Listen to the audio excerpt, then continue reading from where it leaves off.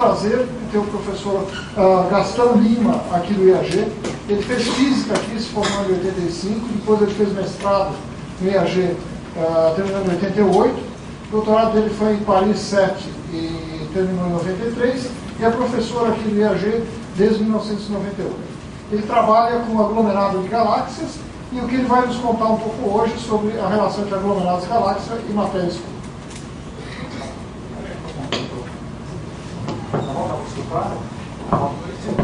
Queria primeiro agradecer ao convite de falar aqui. Para mim é emocionante, uma vez que a última vez que eu entrei nessa sala provavelmente foi para fazer alguma prova de campo dinâmico, um curso há 25 anos atrás, quase.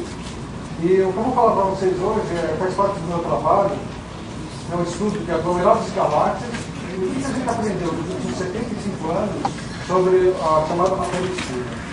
Então, eu vou começar falando o que são aglomerados de galáxias, depois como foi a história da descoberta da matéria escura e o que a gente aprendeu observando, analisando esses objetos que são os aglomerados de galáxias.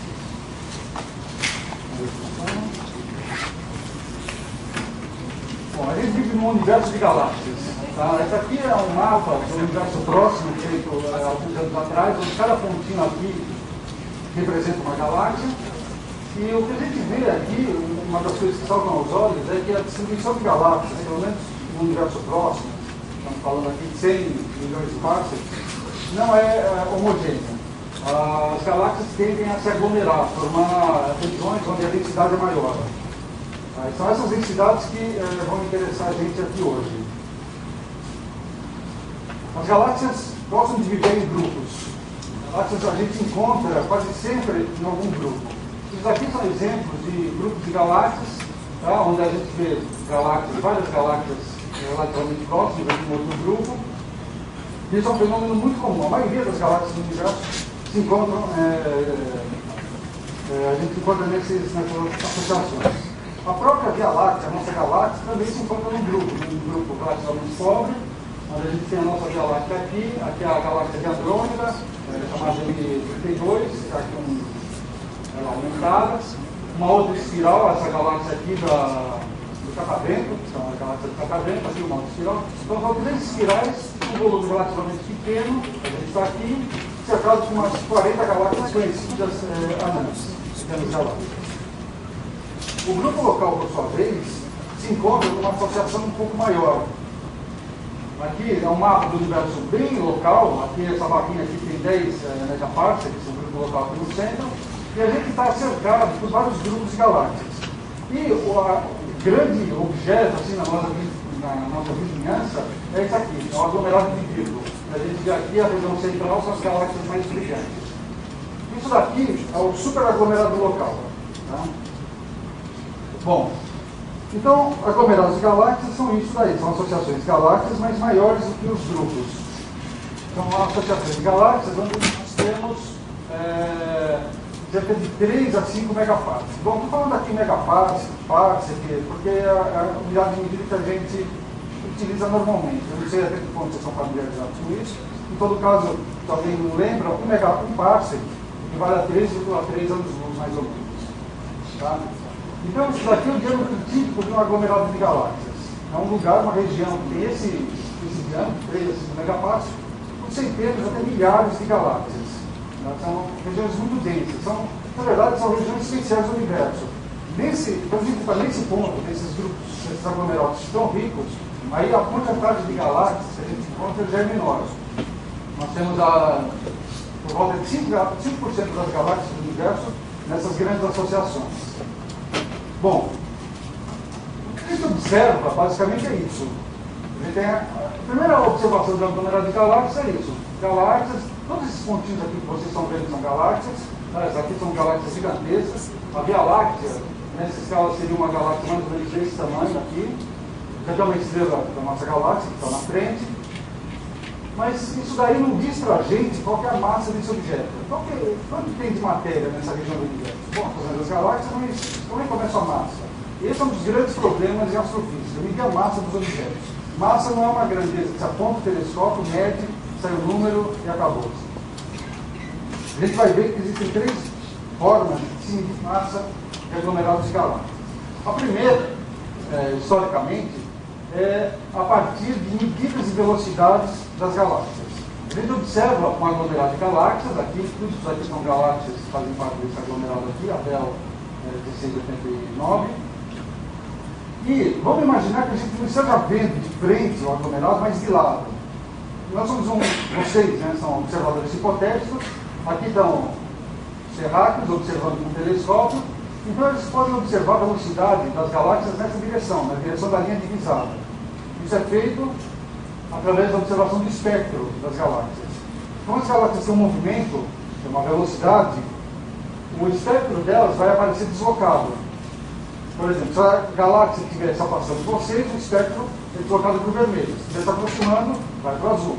Tá? No caso, todo esse aglomerado está se afastando de vocês, mas tem galáxias que estão se afastando mais rápido, outras menos rápido. Então isso daí vai dar uma indicação da velocidade das galáxias aqui dentro. Bom, muito bem, mas e daí, né?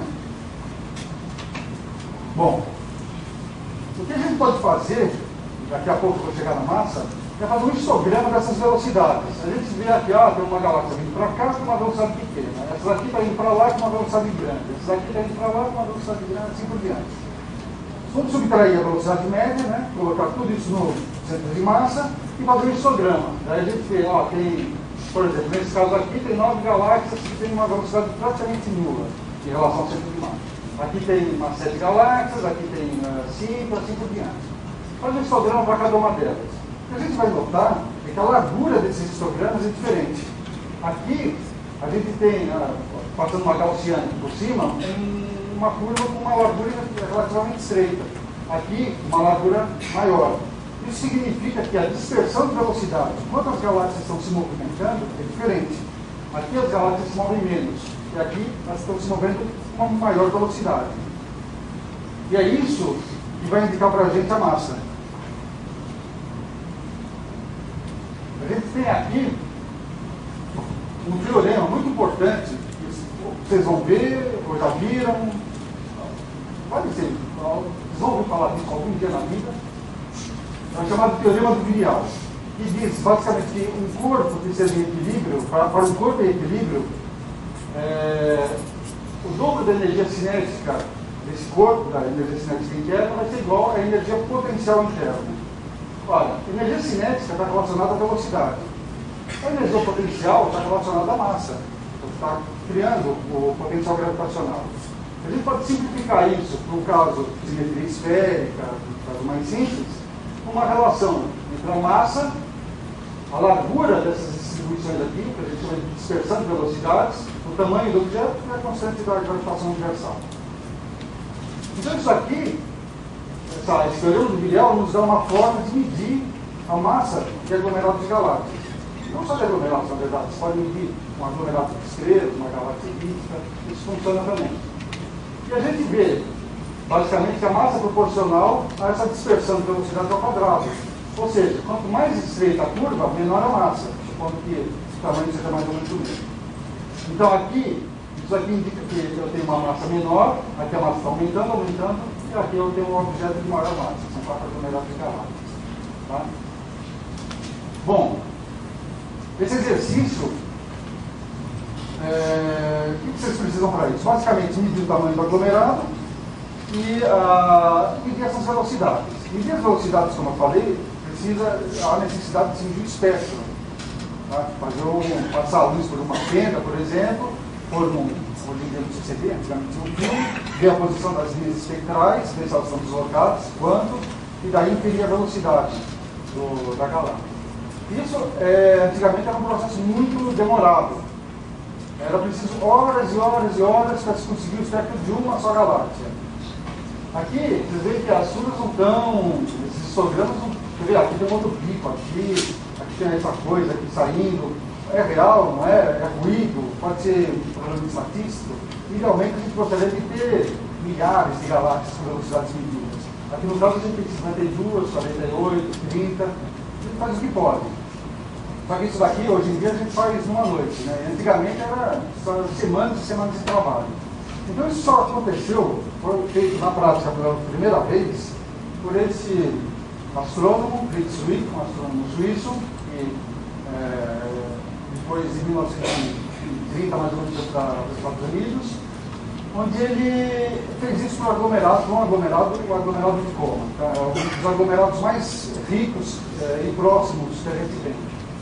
Então, as galáxias são relativamente brilhantes, ele mediu a velocidade para várias dessas galáxias e aplicou o teorema do Virial. Tá? Isso aí ele fez um trabalho que ficou um pouco difícil de ter acesso. Era uma publicação da Sociedade Física da Suíça. Então está em alemão, é uma complicação. Mas foi traduzido em 1937 para o inglês. Um artigo bem conhecido. Esse aqui, esse pedacinho aqui. Bom, e o que o Zwick descobriu quando ele fez isso? Aí foi uma descoberta importante. Ele mediu a massa, chamada massa dinâmica do aglomerado de galáxia. Por que dinâmica? Porque a gente está usando medidas da dinâmica das galáxias, usando o teorema do Virial. Então ele está inferindo a massa usando um teorema dinâmico, uma forma dinâmica. Então ele calcula a massa média de cada galáxia. E daí ele compara isso com a massa das galáxias próximas, que eram conhecidas. Ou com a luminosidade, melhor dizendo, das galáxias próximas. E ele chega à conclusão que existe uma razão, massa-luminosidade, que é da ordem de 500. Para cada uma unidade de luminosidade, você tem 500 unidades de massa. E quando ele compara com a nossa galáxia, que era conhecida em 1933, esse valor era da ordem de 3. Então ele fala assim, opa, esse aglomerado aqui tem uma discrepância muito grande. Tem pouca luz para muita massa para pouca luz, tanto faz, mas tem um excesso de massa. A massa que aparece dinamicamente a gente não está vendo. E daí que surgiu a questão da massa invisível. Esses aglomerados seriam uma massa invisível, uma massa desconhecida, que estaria lá, tem efeitos dinâmicos, mas a gente não está vendo, pelo menos não em ondas eletromagnéticas, de luz. É um resultado surpreendente, né? Você está dizendo que existe uma coisa que você não está vendo, mas isso aqui foi confirmado em 1936, independentemente, por esse Sinclair Smith, que fez o mesmo exercício com o aglomerado de Virgo, que é aquele aglomerado que eu mencionei para vocês, que é aqui próximo, né, de 7 megaparsecs, mediu 32 velocidades do aglomerado de Virgo e chegou à mesma conclusão, que é uma discrepância entre as massas. A massa média que deveria ter cada galáxia lá no aglomerado e a massa média que se mede aqui na Via Láctea, por exemplo. E não tem luz suficiente, como se estivesse faltando alguma coisa. Isso aqui, então, durante muito tempo ficou conhecido como o problema da matéria invisível, ou da matéria faltante, da massa faltante. Só que é curioso, né? O que acontece? Eles publicaram esses resultados em inglês, grandes jornais, todo mundo tinha acesso, em 1937, mas esses trabalhos foram virtualmente esquecidos durante quase 30 anos. A gente procura referências a esses trabalhos, praticamente a gente não encontra nenhuma referência nos anos 40, 50. No início dos anos 60, alguns autores voltaram a se questionar, peraí, aquele problema lá dessa discrepância de ter mais massa quando a gente mede dinamicamente, e não ter a luz correspondente das galáxias. Né? Então, alguns autores publicaram alguns trabalhos, alguns discutindo o que poderia ser, se algum efeito sistemático, algum erro nas medidas, ou mesmo propondo teorias alternativas. A teoria alternativa significa alguma mudança na lei da gravitação universal, uma mudança da lei de gravitação de Newton. O problema é que era muito difícil, como eu falei, eram semanas e semanas para se conseguir algumas velocidades de alguns aglomerados. Para se fazer isso direito, teria que ter dezenas de galáxias. Então, isso aí realmente caminhou a passo de tartaruga enquanto iam se acumulando dados. Mas aí aconteceu uma coisa no final dos anos 70 que deu um empurrão para essa ideia da matéria invisível. E foi uma descoberta independentemente por dois grupos, um nos Estados Unidos, liderado pela Vera Rubin, e o outro, na verdade, foi a tese de doutorado do Albert Bosman, onde eles começaram a medir a curva de rotação das galáxias espirais. Tá? Então, por exemplo, as galáxias espirais, essas galáxias estão em rotação, a gente pode medir a rotação também usando espectroscopia, já que tem um lado que se aproxima e um lado que se afasta, isso dá uma diferença no espectro, então a gente pode medir isso aí em função do raio, E medindo essa rotação das galáxias, a gente pode deduzir a massa delas.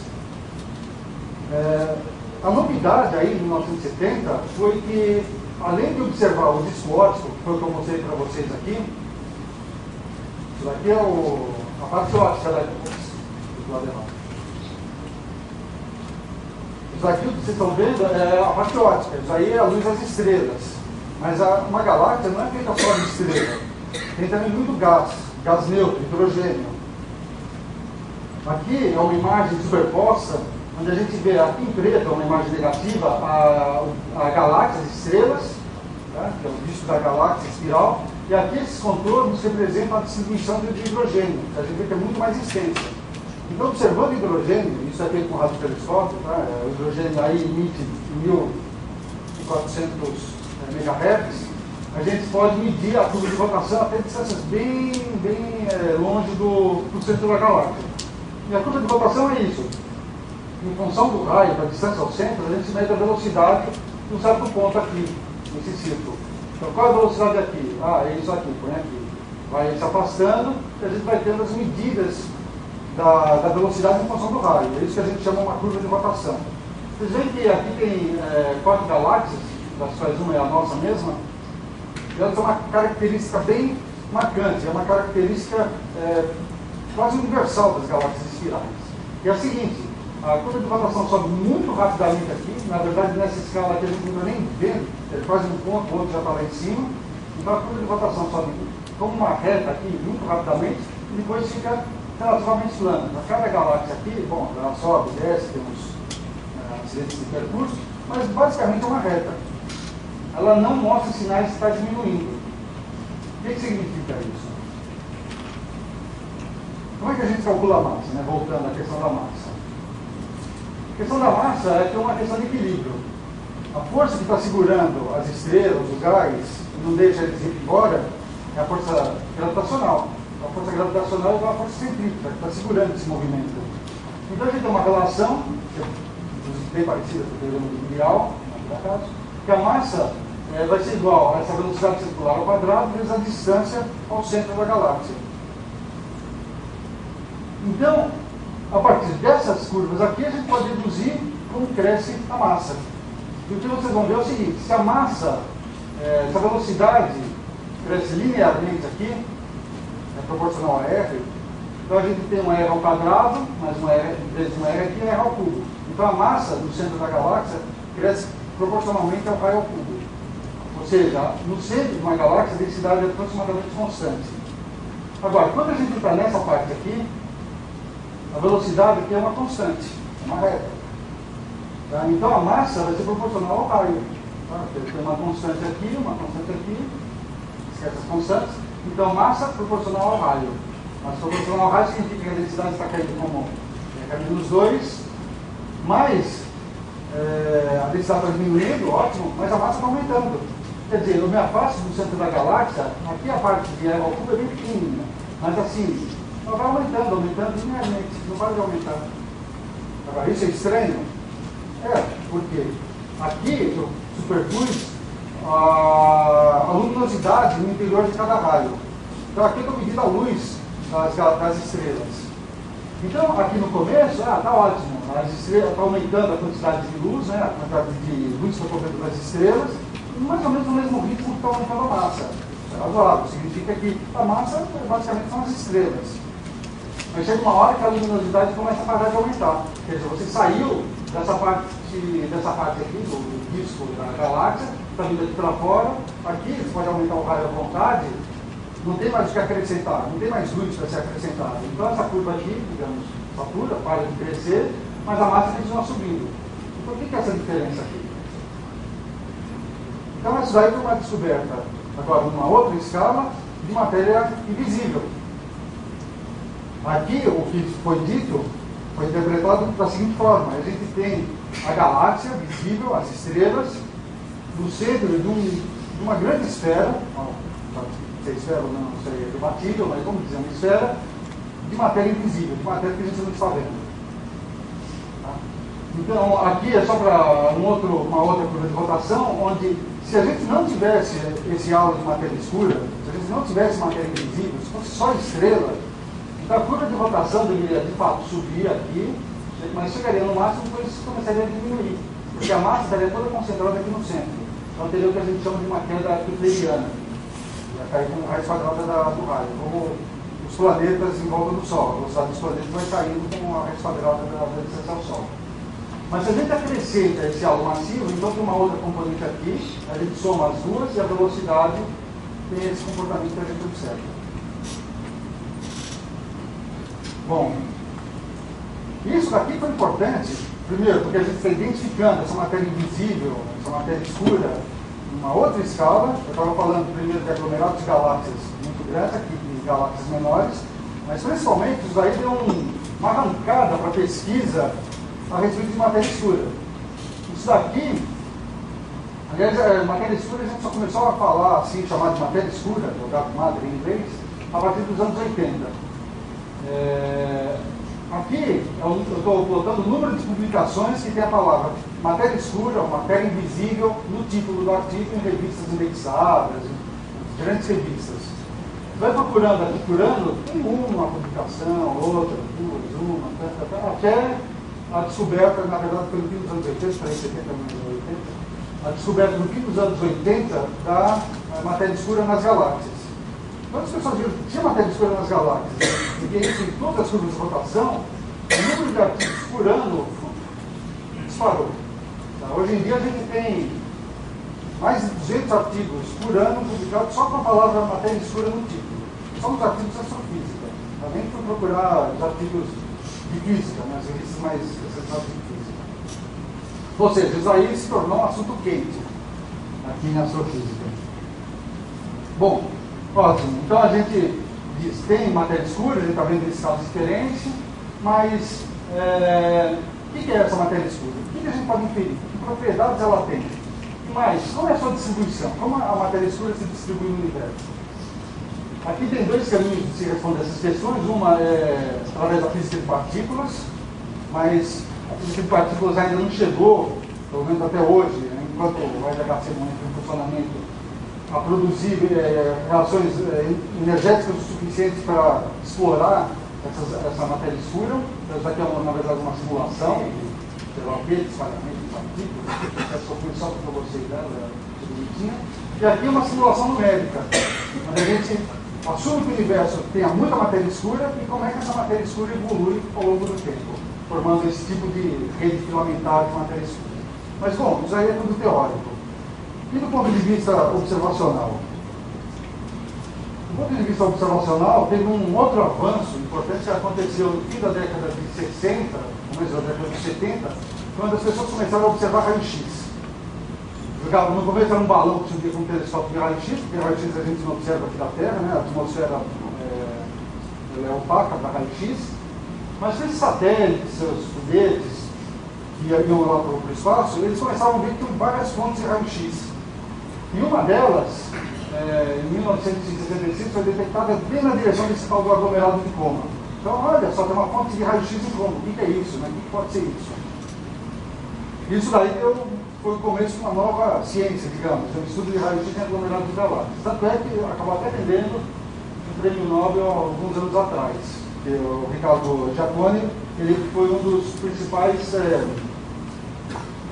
investigadores desses primeiros experimentos de raio-x. Bom, eu não vou dizer exatamente como o raio-x é produzido, tá? Mas basicamente ele acontece porque a gente tem entre as galáxias um gás extremamente quente, extremamente rarefeito, completamente ionizado. Ele tem um plasma, na verdade. Esse plasma está entre 10 a 100 milhões de graus, que é mais quente do que o interior do Sol, mas ele é extremamente rarefeito. Cada litro de volume lá do aglomerado, a gente encontra 10 íons, mais ou menos, na parte central, onde é mais densa. Nessas condições, então, esse gás, esse plasma, ele emite raio-x. Tá? Aqui é só um espectro eletromagnético, né? Aqui é a nossa janela do visível, então a gente está fazendo observações aqui, nessa faixa aqui.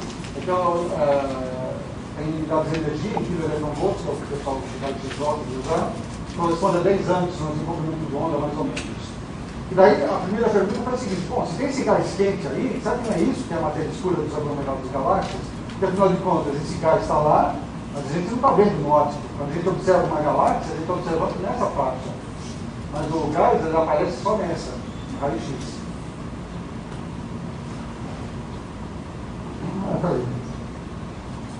Essa é outra coisa importante que eu estava esquecendo.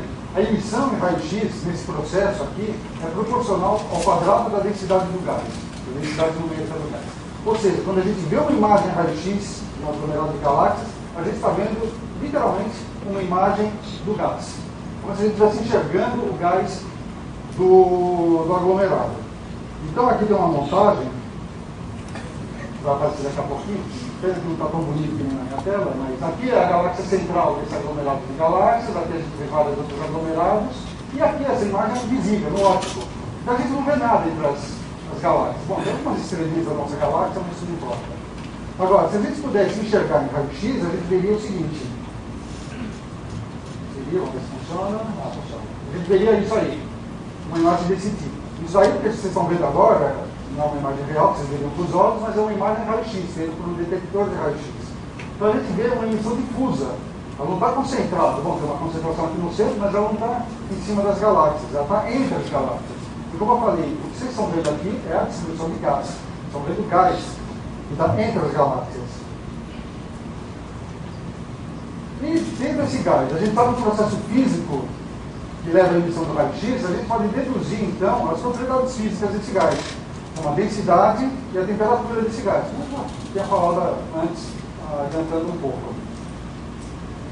A gente faz uma outra hipótese, que é uma hipótese que esse gás esteja em equilíbrio, seja acomodado no ponto de potencial do aglomerado. Ou seja, esse gás não está caindo, não está explodindo, está acomodado. Então, usando esse argumento, a gente pode deduzir a massa total do aglomerado, usando uma equação de equilíbrio. Tá? Isso aqui é a densidade, a imagem raio-x é a densidade do gás. A gente pode calcular a temperatura para cada regiãozinha aqui, é um pouco mais complicado, mas dá para ser feito. Então você tem um mapa de temperatura, entre uma região mais quente, mais fria, mais morna. E essa equação aqui é a equação de equilíbrio. Se vocês não viram, vocês vão ver um dia. Quando vocês estão numa piscina, a atmosfera, por exemplo, tá? A densidade da atmosfera obedece a essa lei. Tá? Isso é uma equação de equilíbrio de fluidos. Onde, desse lado aqui, eu tenho as grandezas relacionadas ao gás, ao fluido, como eu acabei de falar. A pressão e a densidade. Então aqui entra a densidade, aqui entra a temperatura e densidade, a pressão. Essa variação da pressão tem que ser compensada pela variação do campo gravitacional. E o campo gravitacional depende da massa. Então, medindo as propriedades do gás, a gente infere a massa total. Não a massa do gás, mas a massa total do aglomerado. Massa dinâmica. Vendo a densidade do gás, também vocês têm a massa total do gás. É só integrar, somar o gás no volume. E a gente pode fazer esse tipo de coisa. Isso aqui é a massa, em unidades solares. Isso aqui é a distância ao centro do aglomerado. E aqui, no caso,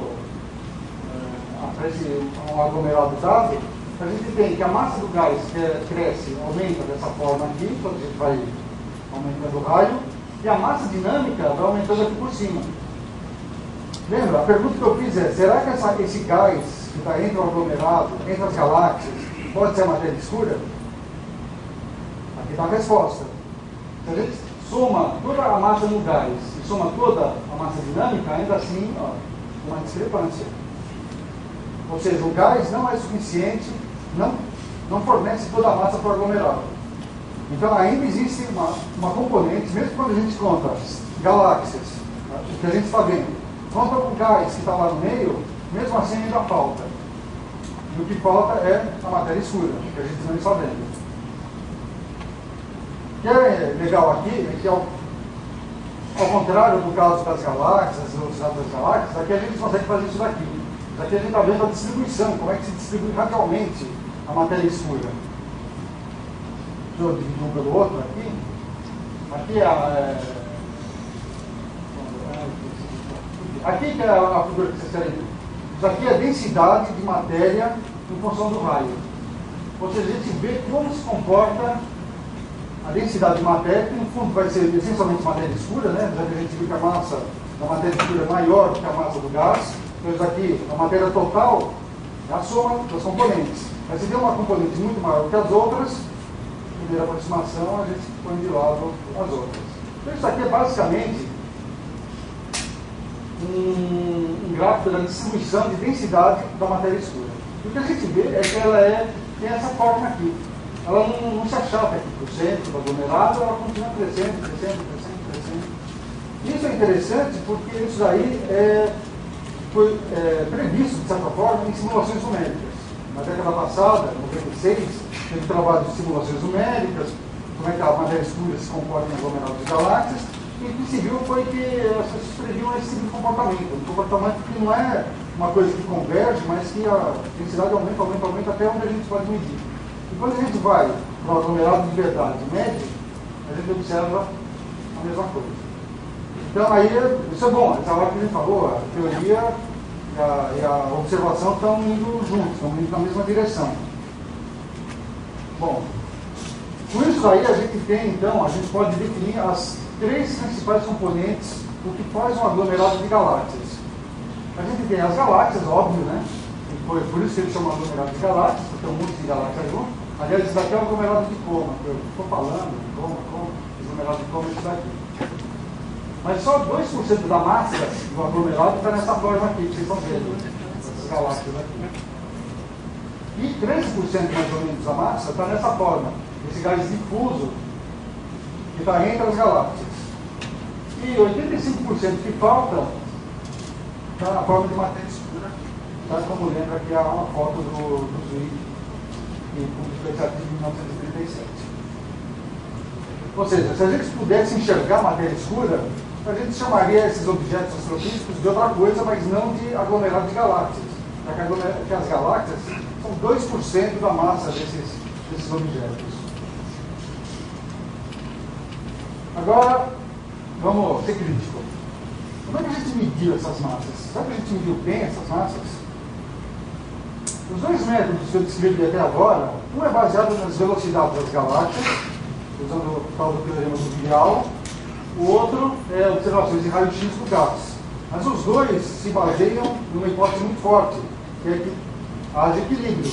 O gás tem que ter equilíbrio, as galáxias têm que ter equilíbrio, para o teorema do Vial ser válido. E se não tiverem equilíbrio? Será que a gente pode medir a massa de uma forma independente dessa hipótese de equilíbrio? Felizmente a resposta é sim. Não teria nem feito. Isso daqui é uma imagem de um aglomerado relativamente distante, profunda, feito por telescópio espacial, onde a gente vê as várias galáxias do aglomerado, mas a gente vê também essas estruturas aqui. Isso aqui são chamados de arcos gravitacionais. Na verdade, como se dizia antigamente, são miragens. São imagens de galáxias que são muito mais distantes, muito atrás do aglomerado, e cuja luz, quando chega até nós, ela sofre uma distorção por efeito de lente gravitacional.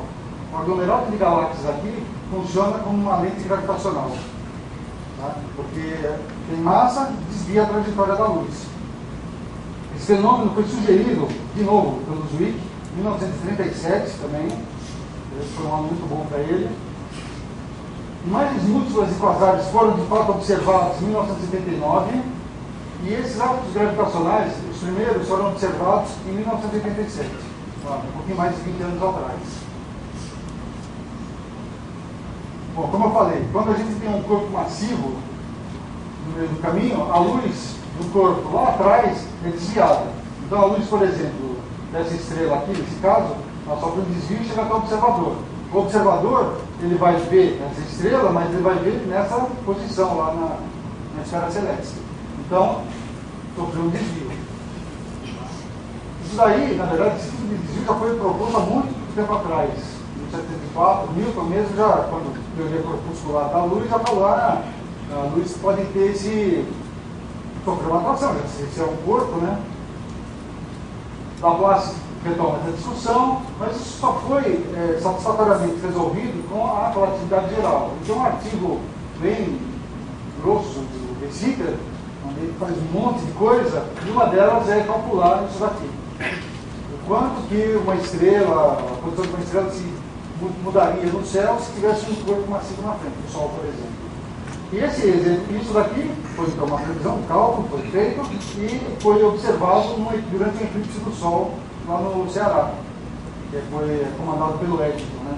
Levou o pessoal lá, foram lá para, se não me engano, observaram, e durante o eclipse, como tem a Lua na frente do Sol, você vê a posição das estrelas que vocês não veriam normalmente. E daí, como o Sol está quase assim em cima delas, dá para ver quanto houve de esse desvio gravitacional. Então, bom, confirmou-se isso. Se a gente trabalha um pouco mais na teoria, a gente vê que, basicamente, a gente tem isso aqui. Um objeto distante vai aparecer para o observador aqui na Terra, quando tem um objeto na frente, uma galáxia, por exemplo, pode aparecer como um anel, se tiver um alinhamento preciso, perfeito, se o corpo for simetricamente esférico, tudo for muito bem alinhado, a gente tem isso aqui, que é o chamado anel de Einstein. A imagem da galáxia aparece como um anel. Como, por exemplo, nesse caso aqui. A gente vê um objeto distante, assim, que tem essa cor azulada. Aqui na frente a gente tem uma galáxia na frente. E essa galáxia está produzindo essa imagem aqui que a gente está vendo. Está alinhada com nós, aqui na Terra, observadores. Então, nesse caso, que é um caso relativamente raro, a gente vê praticamente um anel completo aqui de Einstein. A imagem lá do fundo da galáxia que aparece como um anel. Isso daí, é claro, é quando tem um caso bem alinhado. Quando a gente não está tão bem alinhado, então a gente tem diversos regimes. Se a gente está bem alinhado, vamos imaginar aqui, um aglomerado de galáxias funcionando como lente.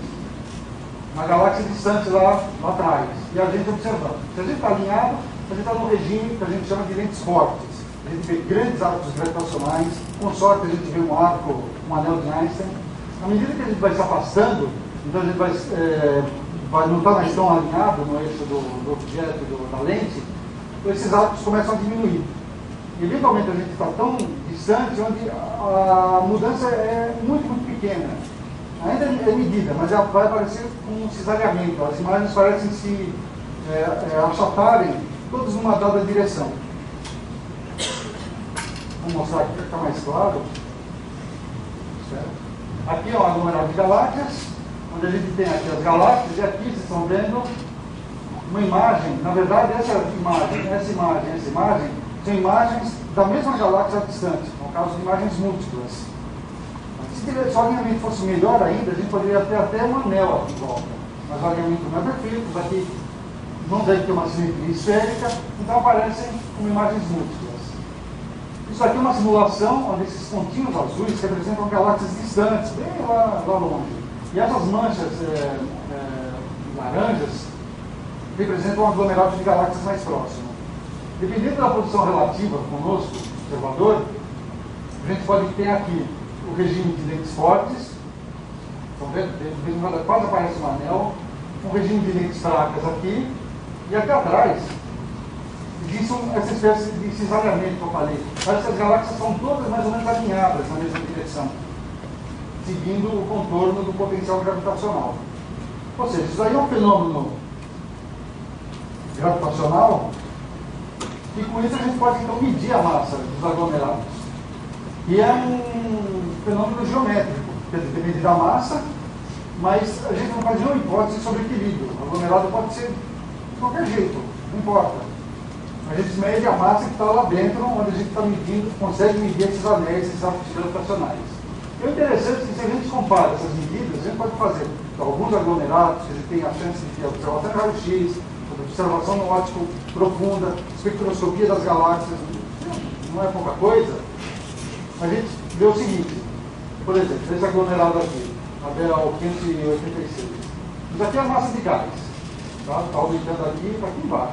Aqui tem a escala linear. Aqui é a massa total que a gente obtém usando as observações de raio-x do gás.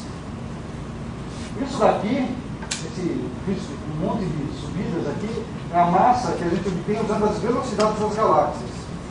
E essa mancha aqui, esses dois pontinhos, É a massa, corresponde à massa que a gente obtém usando esse efeito de lentes gravitacionais.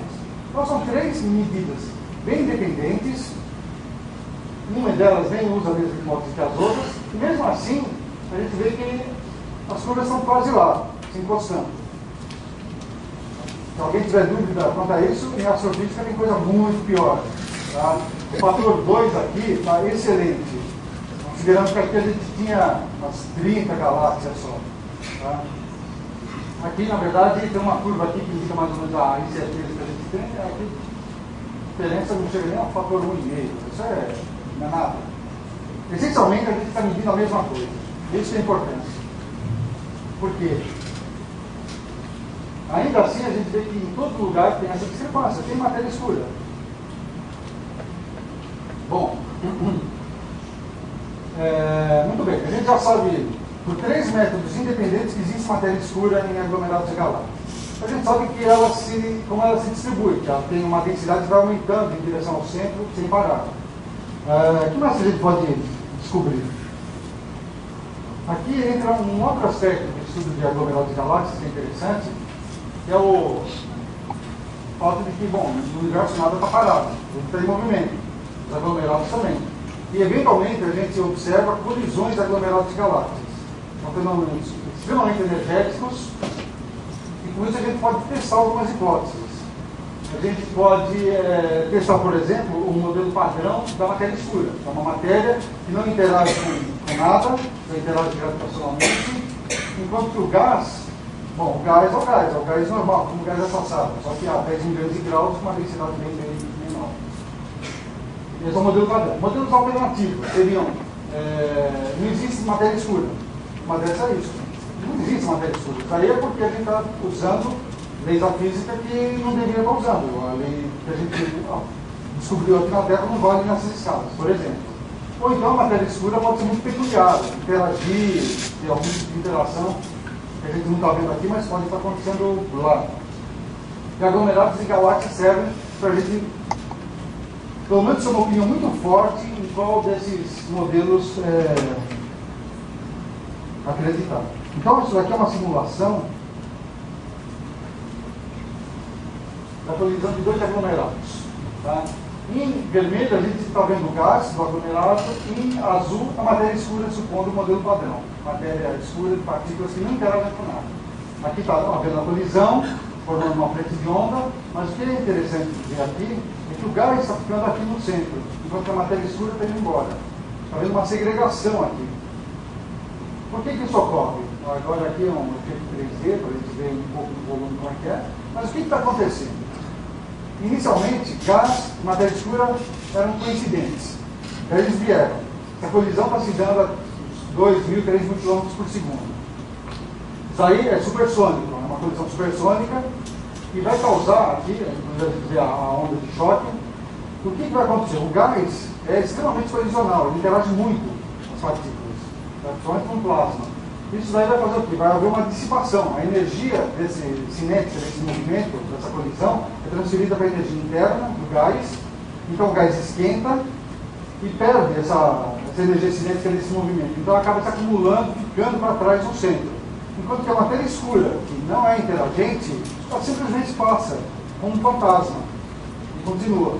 Isso vai fazer com que o gás fique para trás, enquanto que a matéria escura vai embora. Por que a gente faz essa simulação?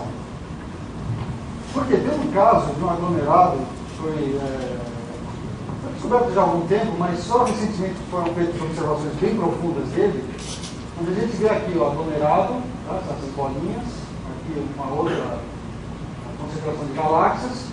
Aqui a gente tem a imagem óptica, claro, né, como vendo as galáxias, e esses contornos aqui são contornos de massa, obtidos por lentes gravitacionais, pelo efeito de lentes gravitacionais. Tá? A gente vê qual é a distribuição de massa. A gente vê que a distribuição de massa parece coincidente com a das galáxias. Ótimo, tudo bem. Porque quando a gente superpõe esses contornos de massa numa imagem raio-x, a gente vê que não há uma concordância.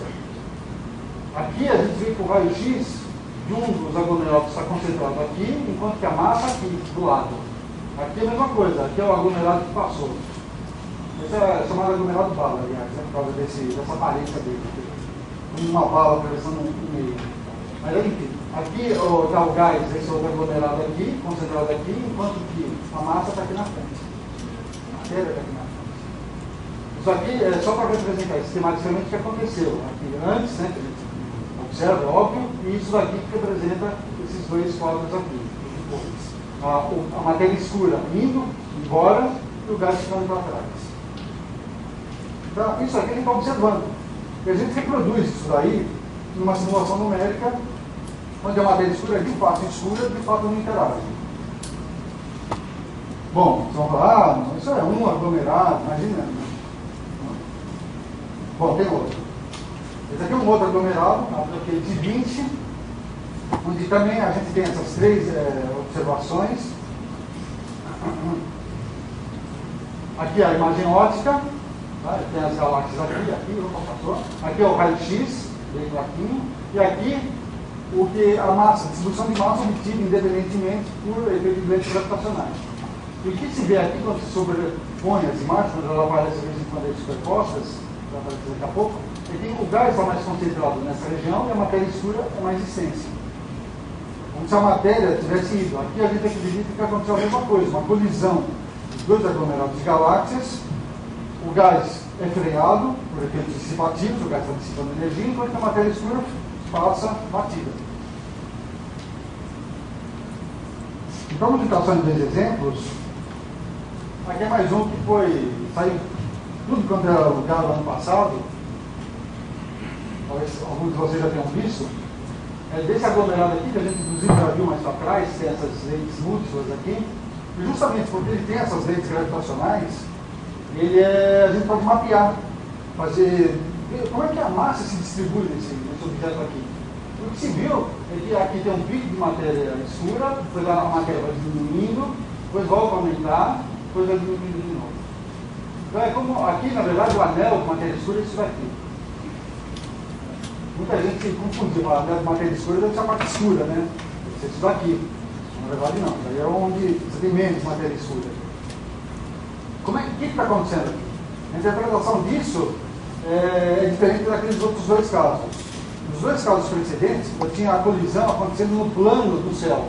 Nós estávamos vindo assim. Nesse caso aqui, a colisão se dá ao longo da linha divisada. Então isso daqui, minúsculo aqui, mostra mais ou menos o que a gente imagina que seja. Dois aglomerados que vêm um em direção ao outro, colidem, passam um pelo outro, e, bom, pode frear, voltar, não interessa no caso aqui. A gente não sabe muito bem. Mas se a gente vê esse fenômeno virado de 90 graus, a gente vê isso daqui. Os dois aglomerados, um na frente do outro, não, nada muito interessante. Colisão também não vai ser nada de fantástico, mas aos poucos vai se desenvolver no anel. Tá? É como uma onda que vai se propagando, tá? E cria esse excesso de matéria escura nessa posição aqui. Eventualmente isso daqui vai acabar se dissipando, relaxando, e a gente vai ter um aglomerado normal. Mas aí a gente está pegando aglomerado alguns bilhões de anos, 2 bilhões de anos no caso, depois da colisão. Ou seja, quando a gente pega essas observações de colisões, pega essas simulações numéricas, os modelos que a gente tem, a gente vê que esses modelos alternativos que mudam a mecânica newtoniana tem muita dificuldade de explicar isso. O fato de a gente estar detectando matéria em uma posição e vendo o gás principalmente em outra posição. Se não houvesse matéria escura, a massa deveria estar no gás, que é a componente mais importante. Lembra? 2% de galáxia, 13% de gás e o resto de matéria escura. Vamos dizer que não tem matéria escura. A componente mais importante é o gás.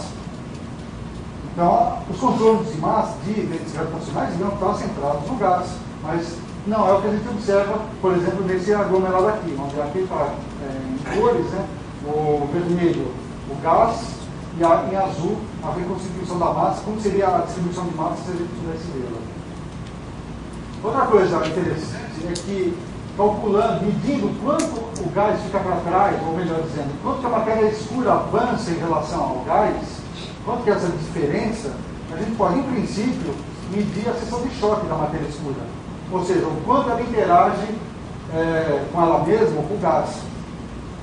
Bom, por enquanto, a gente só tem dois casos onde dá para fazer isso mais ou menos. Então, as medidas que se tem são só limites superiores, que mostram de fato que a seção de choque é muito pequena. A matéria escura deve ser interage muito fracamente com o resto da matéria. Então, dá uma pista na natureza da matéria escura. Bom, então agora, só para o último tópico que eu queria comentar, mas algumas poucas transparências, além dos aglomerados de galáxias. Isso aqui eu acho particularmente interessante porque, bom, a gente vamos sair da escala de aglomerado e vamos para escalas maiores. Então, isso aqui é a escala de um aglomerado de galáxias. Isso aqui é um aglomerado de goma visto em raio-x, de novo. Essa imagem do aglomerado de goma, as galáxias estão aqui no centro. Essa imagem aqui, eu estou comparando com uma simulação numérica que foi feita há 2 anos e meio atrás, onde foi simulado um volume muito grande do universo, mas só com matéria escura. Então, o que se viu é que quando a gente deixa um cubo de matéria escura evoluindo durante 14, 13 milhões de anos, ele acaba produzindo esse tipo de rede filamentar aqui. Quando a gente faz um zoom, a gente tem essa estrutura aqui, que seria o halo de matéria escura do aglomerado, no caso de goma, e você vê que tem esses filamentos que saem desse halo principal, e alguns nós aqui, que seriam aglomerados mais pobres ou grupos de galáxias. Então, essa região aqui está aqui dentro, e isso daqui está aqui dentro. Aqui é um volume relativo bem grande do universo, uma fração grande do universo, de 500 megapascals, 1 bilhão de partículas de lado. A questão é a seguinte, bom, tudo muito bonito, isso aqui é uma simulação numérica, essa bateria cósmica de matéria escura. O que a gente poderia dizer do ponto de vista observacional? E aí tem um fato que eu já mencionei para vocês, que é o das lentes gravitacionais, mas as lentes gravitacionais são a gente está bem afastado dos aglomerados.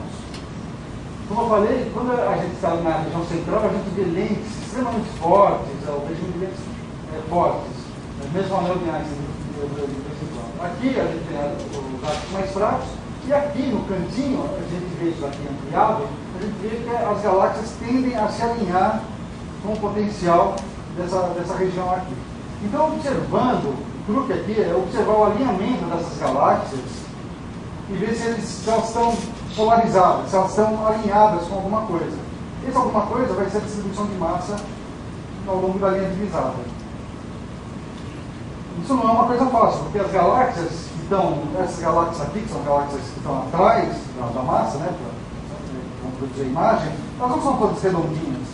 Elas podem ser redondas, esféricas, irregulares, em diversas posições. Então a gente tem que estudar muitas dessas imagens aqui para tentar extrair algum sinal. No fundo, o que a gente está procurando é isso. A gente tem esse cubo aqui do universo, uma simulação que foi feita na França, e aqui temos exemplos de 3 galáxias azuis, e a luz dessas galáxias aqui vai atravessando aqui esses filamentos de matéria escura e vão seguindo o potencial, a geodésica delas, até chegarem aqui, no observador. A gente faz uma imagem dessas aqui e a gente vê essas galáxias distantes com essas orientações. Se a gente estuda muitas dessas galáxias aí, muito bem, a gente pode tentar ver se elas não estão acompanhando esses filamentos cósmicos. O próximo slide aqui, do meu ponto de vista, é uma conquista muito grande. Do ponto de vista de outras pessoas, falam, não, porque essa porcaria que vocês fizeram, mas é a primeira vez que a gente consegue mapear, quer dizer, que não, os autores desse trabalho conseguiram mapear a matéria escura em grande escala no universo. Então a gente vê isso aqui. Bom, vocês vão comparar com a simulação numérica e falam, vocês ainda têm muito trabalho a fazer. E é verdade. Porque não é uma coisa fácil. Isso aqui, a gente precisa pegar uma imagem do céu com mais ou menos 1,5 grau de lado, de cada lado. Nesse 1,5 grau, que é fazendo assim, mas na verdade é mais um tamanho de um dedão, viu? Um dedão assim no céu. Mas é enorme isso, porque dentro disso aí a gente vai ter que resolver as galáxias com resolução assim de menos de segundo de arco.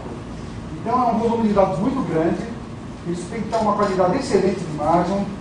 A gente tem que medir galáxia por galáxia, ver as orientações, de preferência separar as que estão na frente das que estão atrás, e depois fazer uma espécie de tomografia do universo. E ver por fatias como se distribui a matéria. e a gente consegue esse tipo de resultado aqui. Aqui são contornos em 3 dimensões da distribuição de matéria em uma certa densidade. Tá? Então é isso. Bom, o que a gente viu? A gente viu então que aglomerados de galáxias foi uma ferramenta extremamente útil para o estudo de matéria escura. Em primeiro lugar, a matéria escura foi descoberta em aglomerados de galáxias. Aglomerados de galáxias nos permitem 3 módulos independentes medir essa matéria escura. Os aglomerados também serviram para os primeiros estudos de lentes gravitacionais, para a gente aprender a mexer com essa ferramenta. E hoje em dia a gente já está aplicando em escalas maiores. E a gente chega, graças a esse estudo, à compreensão, não vamos ser modestos, mas de tentar entender o que são 26% do universo. Aqui o que é o universo que a gente entende hoje. O nosso modelo cosmológico, o melhor modelo cosmológico, inclusive a semana passada saiu uma série de artigos num satélite que talvez alguns vocês conheçam, WMAP, que mede a radiação cósmica de fundo. É o 5º ano de coleta de dados, onde mais uma vez confirmou esse cenário aqui, onde 26% da matéria é escura, 4% está na forma de hidrogênio, e 3% mais ou menos de hidrogênio, 1% hélio, o que nós astrônomos chamamos de metais, né? Oxigênio, hidrogênio, terra, isso aí, são metais para nós, e 70 e tantos por cento de energia escura. Tá? Então a gente está aprendendo. O hélio, o hidrogênio a gente conhece relativamente bem. Tá? Isso aí tem aqui na Terra, oxigênio, carbono, a gente mais ou menos sabe o que é, pelo menos. A matéria escura estamos aprendendo. Pelo menos a gente sabe acha que sabe que são partículas que não interagem muito fracamente, interagem pela gravitação, que se acumulam em aglomerados de galáxias e galáxias. E, bom, isso aqui obviamente vai ser assunto de um outro complicatista, com certeza, que esse aqui sim é um grande mistério. Então, eu queria agradecer a atenção de todos. Obrigado.